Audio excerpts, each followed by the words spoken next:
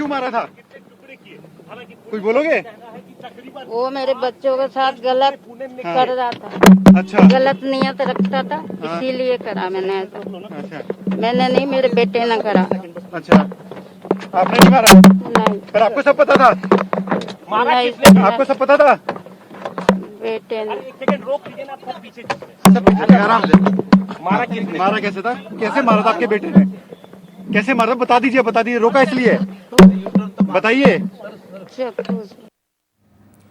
ତେବେ ଏହାର ଭିତରେ ପୋଲିସ କ'ଣ କହୁଛି ଆସନ୍ତୁ ଆଉଥରେ ଶୁଣେ ନେବା। पूनम और उसके साथ जो इसका लड़का है दीपक, इनसे पूछताछ की जिसमें काफ़ी विरोधाभास आए। साइंटिफिक इंट्रोगेशन हुआ, कॉन्फ्लिक्टिंग इनके वर्जन्स थे और बाद में इन्होंने डिस्क्लोज किया कि कैसे कैसे इन्होंने सारे इसको अंजाम दिया है। अब जो दीपक है वो इनका असली पुत्र नहीं है, अंजन दास का फोस्टर सन कह सकते हैं।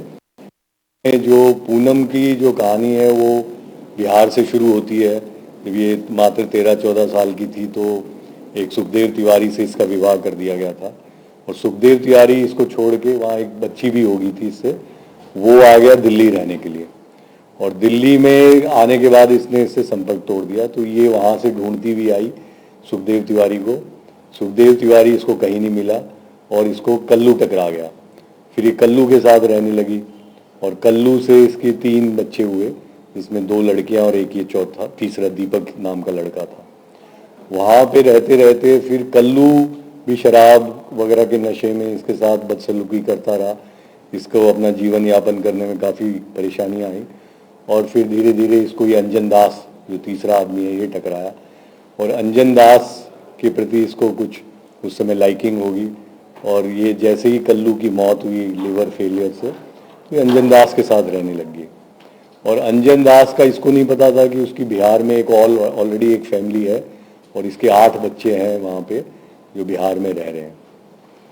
जब ज़्यादा दिक्कत तब आई जब दीपक की शादी हुई और जो दीपक की वाइफ आई उसके ऊपर इसने बुरी नज़र रखना शुरू किया और एक इसकी बहन भी जो डाइवर्स होके वापस यहीं रहने लगी थी इनके साथ, उस पर भी इसकी बुरी नज़र थी। तो कुछ दिनों से ये परेशान थे कि जितना पैसा हम लोग कमाते हैं वो ये हमसे ले लेता है और साथ में हमारी जो बहू है या बहन है उस पर भी बुरी नज़र रखे। ये सब करते करते इन्होंने आखिर ये सोचा कि ये इसका और कोई तरीका नहीं है, इसको मार डालेंगे और इस प्रकार से मारेंगे कि इसका कोई सुराग ही ना मिले और इसके आगे पीछे कोई पूछने वाला है नहीं बिहार में, तो इसके सारे सुराग या सबूत हम मिटा के करेंगे।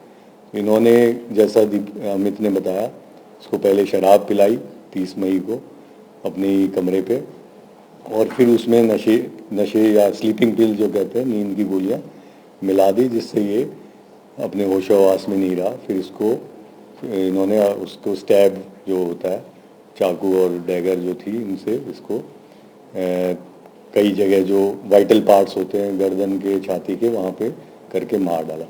जब इनको लगा, इन्होंने वो देखा सांस वास सब बंद हो गई है और बिल्कुल मर चुका है, तब इन्होंने इसको छोड़ दिया बॉडी को रात भर तक कि जो खून वून है सब सूख जाए।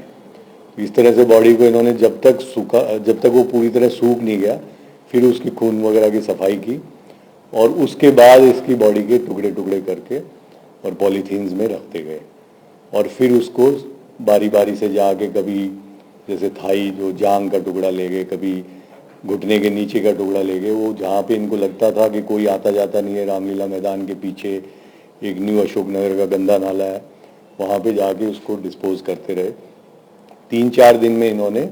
और जो खोपड़ी थी उसको उन्होंने, ताकि वो ना मिल जाए, उसको गाड़ने की थोड़ा सा गड्ढा बना के उसको उसमें गाड़ दिया।